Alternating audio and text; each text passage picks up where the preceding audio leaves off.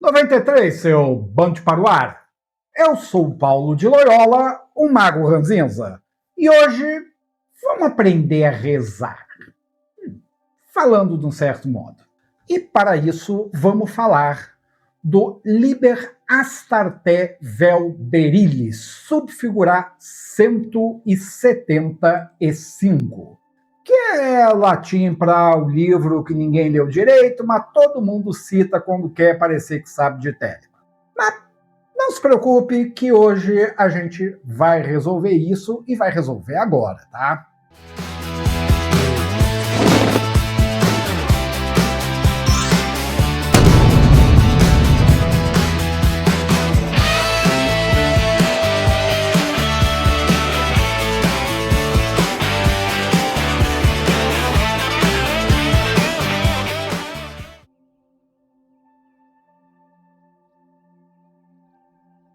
Primeiro, o nome.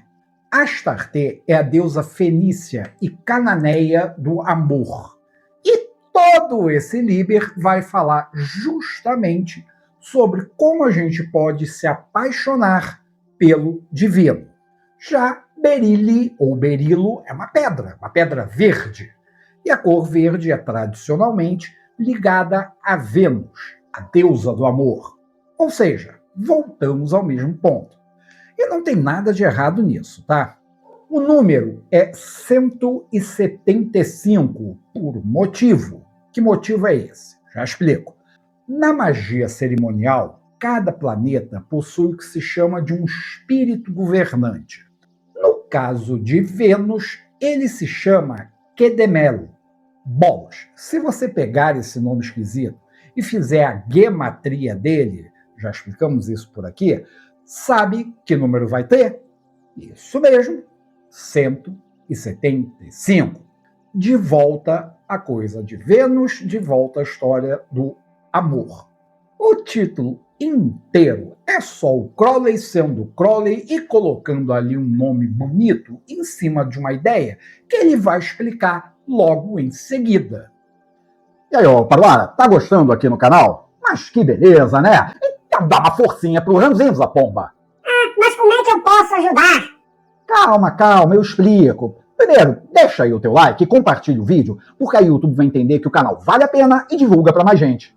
Você também pode deixar um comentário, faz uma pergunta, me corrige quando eu falar besteira, só não vale a xingar, ok? Aliás, aproveita para se inscrever e ativar o raio do sininho, aí você não perde nenhum vídeo novo. Mas o melhor, vem ser membro do clube do canal. Pela merreca de R$ 11,90 por mês, você vira um Paruara oficial e ganha selinho de fidelidade, seu nome aparece no canal e nos vídeos, tem prioridade nos comentários, tem acesso à videoteca ranzinza, tem uma penca de vídeos exclusivos para membros. Ou por R$ 27,90 pode ser um Paruara Plus, com tudo aquilo e mais. Acesso ao grupo VIP no WhatsApp, acesso direto às lives e à videoteca Ranzinza Plus. Fora o que, os membros recebem os vídeos aqui por inteiro, sem edição, já na terça-feira. Ah, se der, manda uma merreca aqui pelo Pix, né? Sempre ajuda a pagar os boletos. E se for comprar qualquer bagulho na Amazon, usa aqui o meu link de afiliado que eu ganho lá uns trocados. Valeu então, gente! E volta pro vídeo.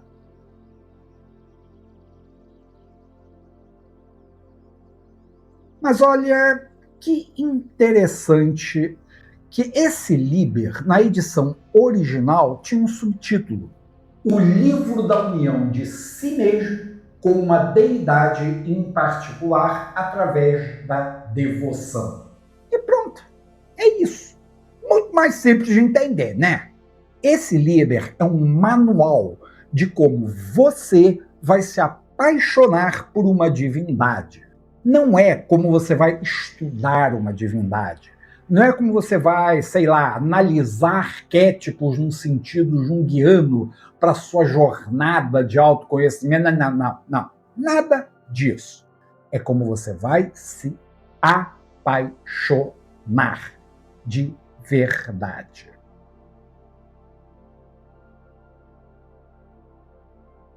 Antes do Joãozinho levantar a mão para perguntar qual divindade, deixa eu explicar. Não importa.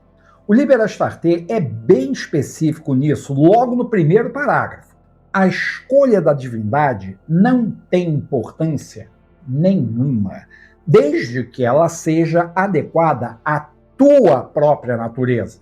O que é uma forma muito elegante de dizer, escolhe aí um deus ou uma deusa que faça sentido para você. Escolhe Vênus, se você é uma pessoa amorosa, ou se você for uma pessoa marcial, escolhe Áries, não importa. Mas escolhe com critério, tá? Não porque você achou o nome bonito ou se importou com aquilo num desenho japonês. E tem uma ressalva que o Crowley faz para esse método, que ele não é lá muito bom para deuses que sejam muito austeros, tipo um Saturno da vida, ou muito intelectuais, tipo um Tote. E por quê? Porque você precisa amar a bodega da divindade. Convenhamos, é bem complicado amar Saturno, né? Saturno vai chegar ali e te olhar com aquela cara de... Por que você está perdendo tempo com esse vídeo ao invés de estar fazendo alguma coisa mais útil da tua vida? O método é para divindades que, de um jeito ou de outro, vão trazer em si essa ideia do amor.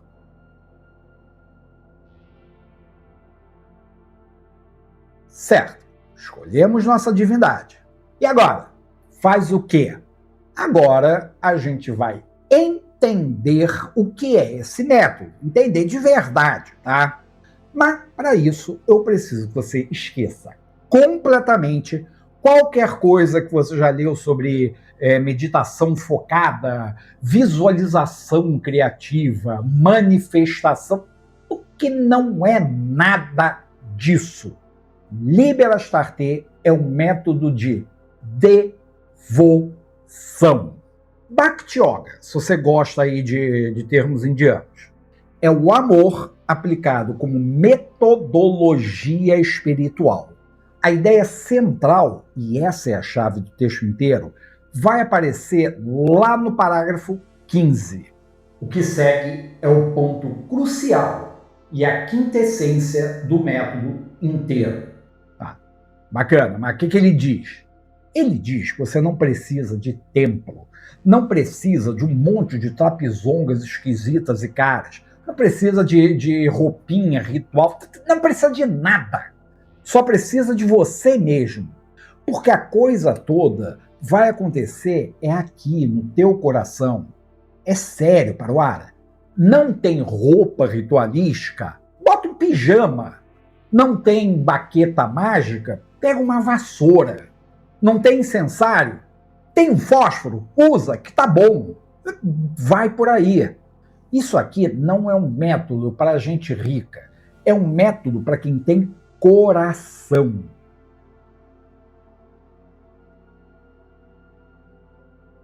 Vamos construir isso direito, lá do começo. O Liber Astarte tem uma estrutura lógica. Primeiro, vem o espaço físico, que o livro chama de relicário. Mas pode ser um cantinho da sala, um pedacinho ali do jardim, uma prateleira no seu quarto. Gente, não importa onde, não importa tamanho. O importa é que aquele espaço seja consagrado. O que quer dizer com isso? Que seja um lugar onde você vai praticar a sua devoção, que você possa ter um mínimo de sossego para isso, que você possa ter um mínimo de foco para isso. E a decoração vai ser de acordo com a tua divindade. Se você escolheu o Baco, vai botar ali uvas, vai botar vinho. Escolheu Diana, você botar um vaso com água pura, umas plantas de características lunárias. Se você escolheu Jesus, vai botar uma Bíblia e uma cruz. Sim, pode ser Jesus, não sejamos preconceituosos. Mas só veja bem qual Jesus você está adorando. E aí, como saber o que usar para essa decoração? Simples, você vai no Liber 777, que para simplificar é um resumão de correspondências, e confere lá o que esteja ligado à divindade que você quer adorar. Segundo, vem a imagem. Sim, tem que ter uma representação física da divindade. Uma estátua, uma pintura, uma figura, não importa o que, desde que tenha uma imagem. O Liber diz que se você for capaz de pintar ou esculpir essa imagem, muito melhor, porque vai ter uma ligação maior. E por que tem que ter uma imagem? Por dois motivos. Primeiro, memória contínua durante a meditação. Segundo, porque um certo poder vai entrar e habitar nessa imagem por meio das cerimônias que vão estar sendo executadas ali. Mas aí o parágrafo delicioso que o Liber coloca. Assim é dito, e nós não negamos. Ou seja, Crowley não sabe se é verdade, mas também não vai dizer que não é. É muito filosófico da parte dele, né? Terceiro elemento, a invocação. E aqui o livro vai ficando bem específico. É a invocação que você vai escrever, porque você escreve a tua invocação. Não vai pegar em qualquer lugar. E precisa de 7 partes. 7, não 6, não 8, 7. Cada parte corresponde a uma relação diferente entre você e a divindade. Primeiro, a imprecação, que é você como um escravo falando ao seu senhor. Segunda, um juramento, que é você como um vassalo falando ao seu suzerano. A terceira é um memorial. Imagina-se como um filho falando ao seu pai, ou uma filha falando com a mãe. Faz. Quarta é a oração. É você como uma pessoa sacerdotal falando com a sua divindade. Quinta é um colilóquio, uma conversa. Você como um irmão falando a outro irmão ou irmã. Sexta, a conjuração. É você como um amigo falando a outro amigo. Ou amiga. Vocês já entenderam. Sétima, é um madrigal. Uma poesia romântica. Você se colocando na presença de um amante falando à pessoa amada. Você percebeu o que está acontecendo?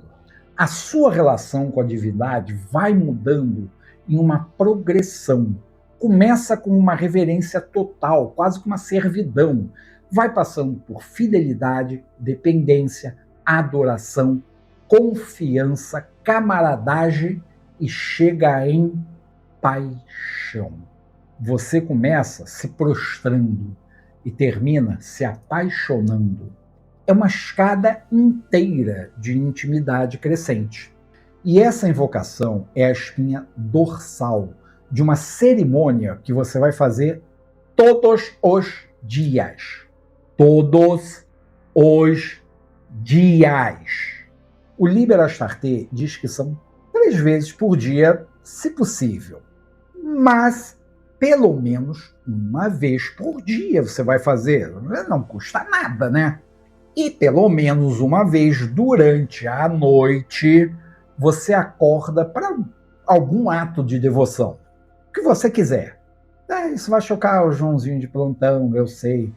Acordar de noite, Ranzinza? Que barbaridade! Sim, Joãozinho, o método se chama devoção. Não hobby de fim de semana. Sobre quanto tempo dura? O mínimo é 9 semanas. 9 dias vezes 7. O máximo é 63 anos. 7 anos vezes 9. E por que um intervalo tão longo assim? Para você ir ajustando de acordo com a tua vida. Não é prático? Agora vamos falar das ferramentas.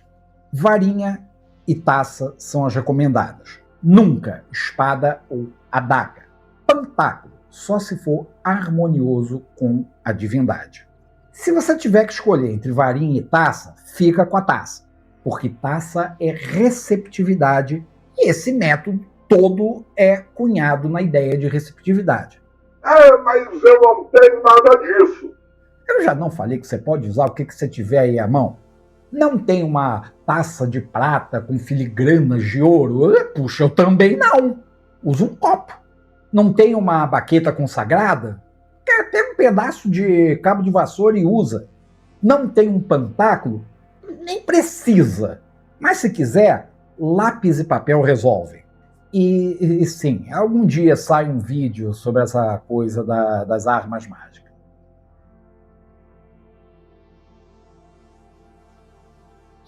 Agora, chegamos no filé mignon do Liber Astarté, parágrafo 18, que tem um subtítulo, que é continuação.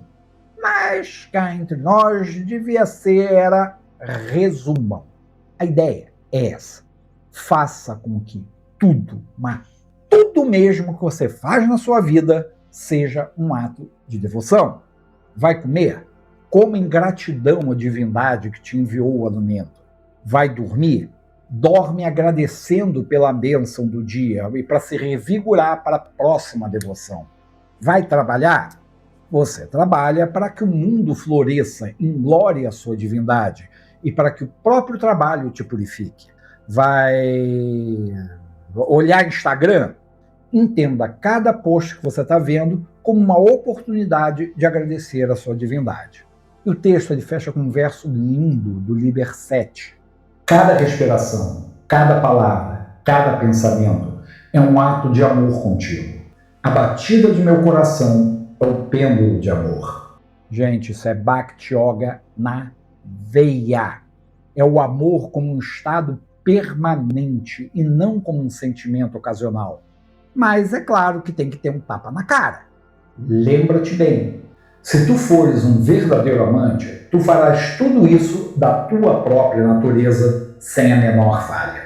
Ou seja, se você precisar de esforço para fazer isso, você ainda não chegou lá.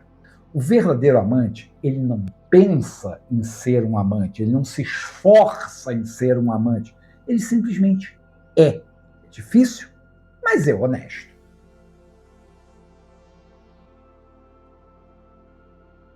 E vamos falar das meditações agora, parágrafo 21.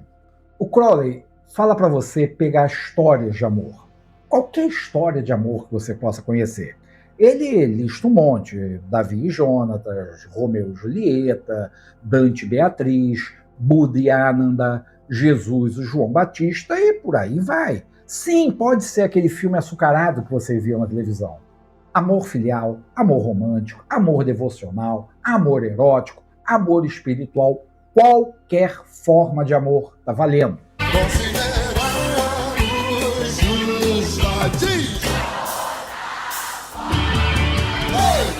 E a tarefa é, toda noite, você encena uma dessas histórias na sua mente.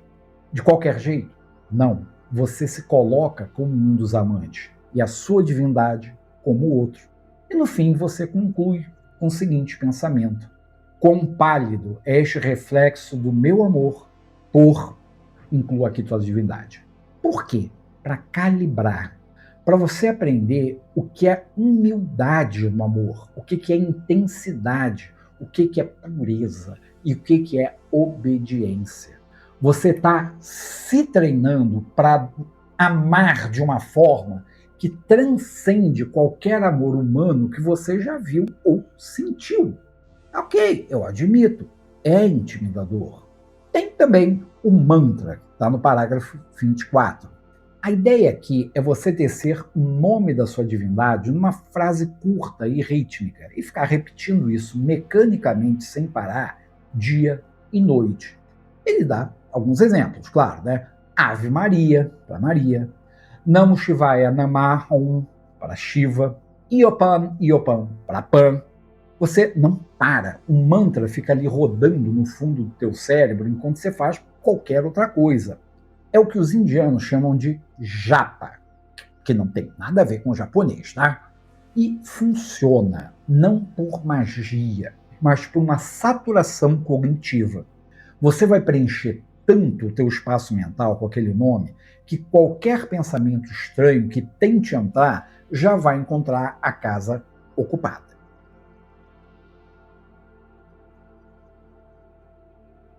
E agora vem uma parte que separa adulto de criança, tá? Parágrafos 26 ao 29, os chamados estados difíceis.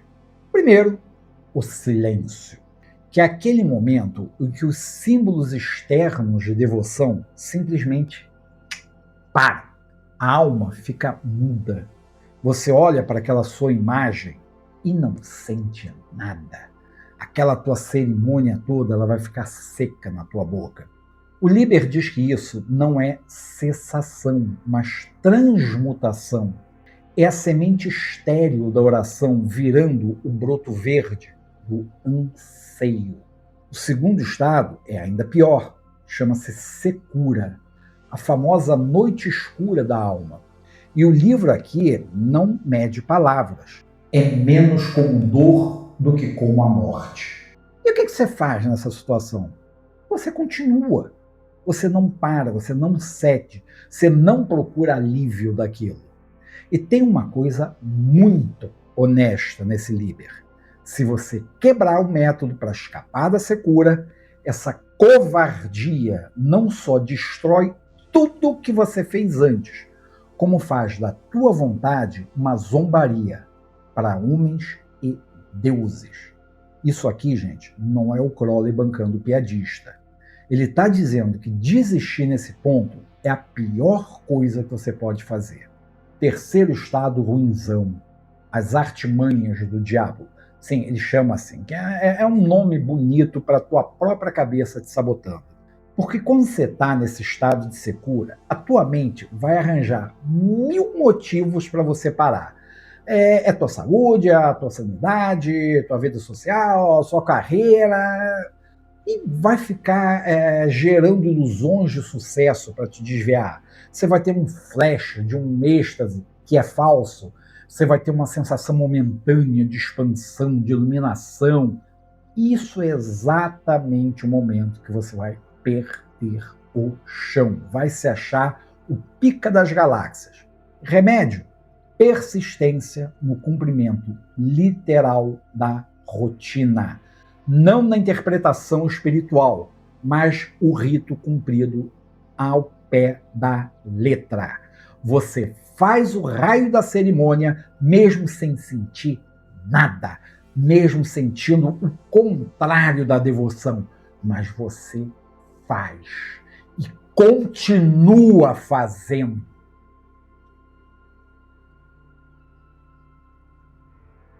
Mas tudo isso, no fim, é preparação para uma coisa só.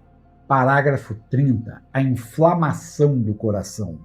O Crowley usa a imagem de 2 gravetos secos sendo esfregados um no outro. Durante um bom tempo, não vai acontecer absolutamente nada.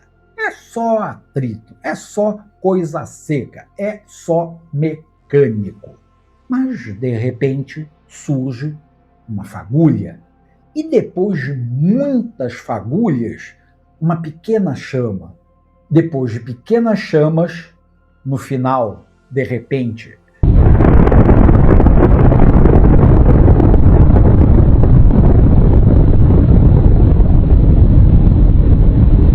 virá uma grande devoradora chama e te queimará completamente. E sobre essa grande chama, não pode ser falado. É o fim do método e o início da união. É o samadhi com a sua divindade. Certo, vamos falar de samadhi, porque o livro gasta os parágrafos 40 e 41 nisso, e vale a pena. Né?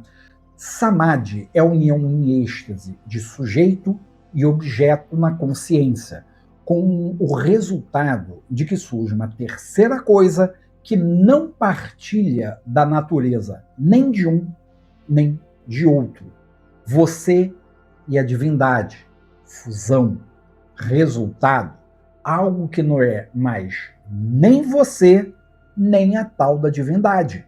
E Crowley faz aqui uma analogia química que é bem boa. A união de 2 corpos pode ser suave, com o oxigênio com o nitrogênio, ou explosiva, como oxigênio com hidrogênio. E os compostos mais estáveis e poderosos vêm de corpos com características opostas. Se é assim, não sei, eu não sou químico. Conclusão: o samadhi mais poderoso é o de se unir com o que você não é, com aquilo que é mais diferente de você. Então, para quem tem coragem, escolhe aí uma divindade que seja o mais distante possível da tua natureza, a mais difícil de amar, a mais estranha para você. E o resultado vai ser proporcional.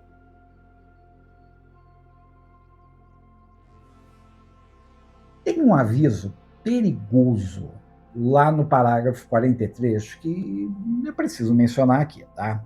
O Crowley chama de o notável perigo do sucesso. Quando o samadhi acontece, ele é tão poderoso que a memória dele pode obcecar a mente do devoto. E aí o cara vai declarar que a sua divindade é o único Deus e Senhor. O que vem daí?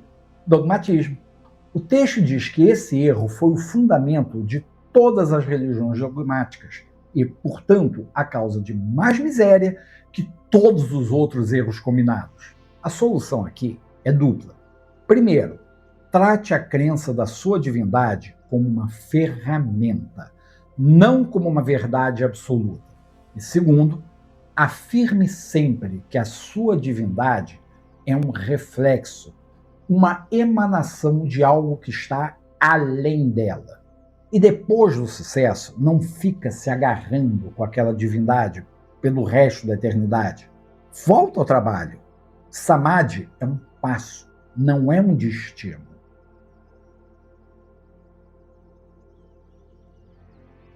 Agora, esse aviso que o Crowley dá sobre não ficar só na divindade e procurar o que está além dela, isso tem uma razão e reflete um método.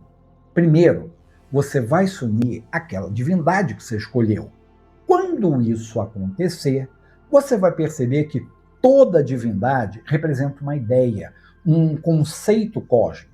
Quando você percebe isso, você vai começar todo o processo de novo, não para uma divindade, mas para aquele conceito que ela representa.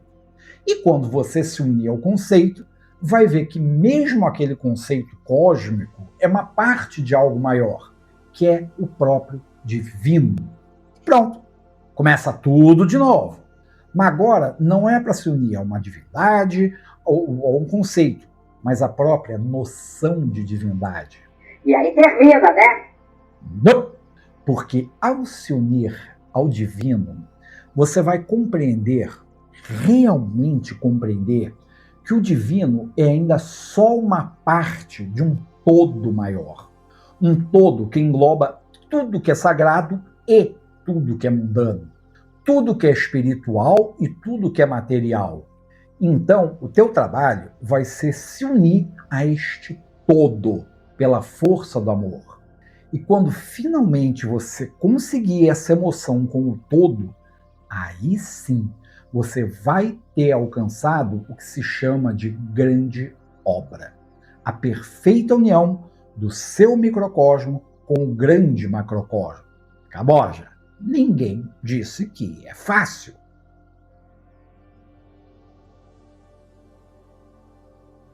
Última coisa antes de encerrar, parágrafo 48. De modo algum, confundas esta invocação com aquela. Esse aquela é a invocação do Sagrado Anjo Guardião. O Crowley está dizendo de uma forma categórica que Liber Astarte não é o livro de Abramelin tradicional, não é o Liber Samek, que é a versão do Crowley para o ritual de Abramelin. Não é um processo de comunicação com o teu SAG, são coisas diferentes. O Liber Astarte é um treino, é uma escadaria, é uma preparação do coração para algo maior. Como eu costumo sempre dizer, não confunda bife ali na mesa com bife à milanesa.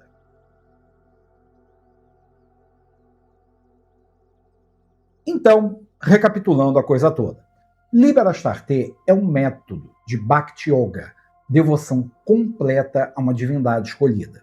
Tem 3 pilares: a cerimônia diária, que é estruturada em 7 partes, a transmutação de todos os atos em devoção e meditação contemplativa sobre histórias de amor.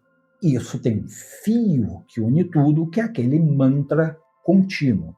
Tem estados complicados de se passar, que são garantidos a secura, o silêncio e a sabotagem interna. E tem uma finalidade, que a inflamação do coração, o samadhi, a união, não é um método para ficar decorando e bancando o sabido. É um método para ser realizado. E tá aí o problema de 90% das pessoas que conhecem esse texto. Elas leram o texto, elas analisaram o texto, elas decoraram o texto. Fizeram? Não, não fizeram. E você? Vai fazer? Não tem nada a ver com isso. Problema seu. Só para lembrar, aqui na descrição do vídeo tem um link para o texto desse Liber. E também alguns outros que podem te ajudar a entender melhor essa bodega toda. Comprei os livros de acho, isso me ajuda a pagar as contas. Bom, ficamos por aqui. Até semana que vem, seus paruaras. 93 para vocês.